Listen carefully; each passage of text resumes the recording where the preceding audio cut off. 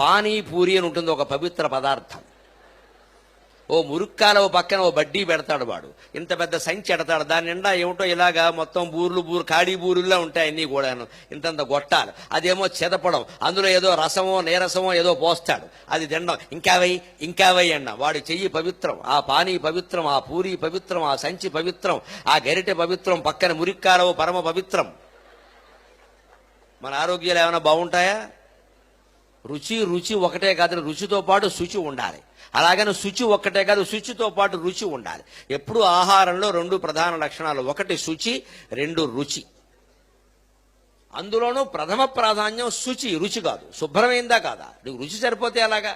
రుచి బాగుండాలంటే మీకేం అక్కర్లా. రేపు ఫిబ్రవరి 14 వస్తుందండి. ఏమిటంటే దాని పేరు ప్రేమికుల దినోత్సవం, లవర్స్ డే. అదో డే పరిగెట్టు, ఏదో తద్దినంలాగా అదో ప్రేమికుల దినం.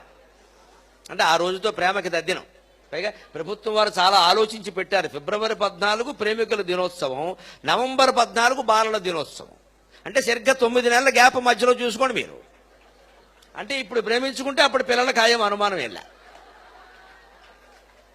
సరిగ్గా 9 నెలలు, ఇది ఫిబ్రవరి 14, అది నవంబర్ 14, 9 నెలల గ్యాప్ ఆలోచించి పెట్టారు. 2 రోజులు కూడా ఎవరు పెట్టాడు? మహానుభావుడు. ఇప్పుడు ప్రేమించుకోండి ఇందిరా పార్కులో, అప్పటికి పిల్లాడు పుట్టేయడం ఖాయం, వాడికి బాలల దినోత్సవం చేసేయచ్చు. ఆ రోజు జరగబోయే పెద్ద మోసం ఏమిటి ఇప్పుడే చెబుతున్నా. ఇప్పటి నుంచి నిలవుండి అమ్మకం కాని కేకులన్నీ మొత్తం ఈ బేకరీల వాళ్ళందరూ ఆ రోజు మీకోసం పెట్టి ఐ లవ్ యూ అని ఒకటి రాస్తాడు, అంతే. అందులో అంతే, మొత్తం పట్టుకుపోతారు. మనకి ఐ లవ్ యూ కనపడితే చాలా, అది కేక రేక మనకి అక్కల. ఐ లవ్ యూ ఉంది, అది ఒకటేనా ఇంకా? అందుకే వాడు అమ్మేస్తాడు తేలిగ్గా. 10 రోజుల క్రితం తయారు చేసి వాసన వచ్చే కేకు మీద కెమికల్స్ జల్లేసి నీకు ఆ వాసన తెలియకుండా చేసేసి పైన ఐ లవ్ యూ రాసేస్తాడు. ఇవాళ మొత్తం ఆకర్షణీయత ప్రధానంగా వ్యాపారం జరుగుతోంది. మనం ఆ మోసంలో పడిపోవలసిందేనండి. బియ్యం, ఏ బియ్యం వండాలో ఇవాళ మనకి సినిమా నటీమణులు, ఖాతాలు లేని నటీమణులు, వృద్ధ చలనచిత్ర నటీమణులు బియ్యం గురించి మాట్లాడతారా? వీళ్ళు ఎప్పుడైనా అన్నం వండారండి అసలు ఇంట్లో? సినిమా యాక్టర్ చెబుతుందండి మనకి ఏ బియ్యం ఉండాలి, ఏ మసాలా వాడాలో మరో సినిమా నటి చెబుతుంది. ఇవాళ వంట ఉండిందండి, మొగుడికి ఎప్పుడైనా అన్నం పెట్టారు అసలు వీళ్ళు? మనం మాత్రం ఆవిడ చెప్పింది మనం కొనేద్దాం. ఆవిడ చెప్తే నువ్వు కొనేవాడు, ఆ రంగంలో ఏమైనా ఆవిడకి అనుభవం ఉందా? ఎలా మాట్లాడతారండి?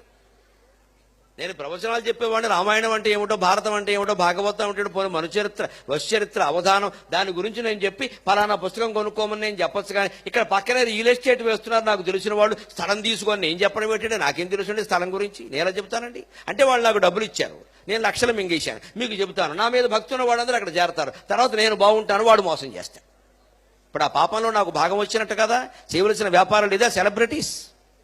కానీ జరుగుతున్నావు అవి. యువతరం మొత్తం మాయలో పడుతున్నారు. ఆ క్రికెట్ ప్లేయర్ చెప్పాడు, ఆ సినిమా యాక్టర్ చెప్పాడు అని మనం తాగుతూ ఉంటే అలాగా దాంట్లో ఏముందో చూడాలి. కానీ అందుకని ఆహారంలో శుచి, రుచి రెండు ప్రధానం.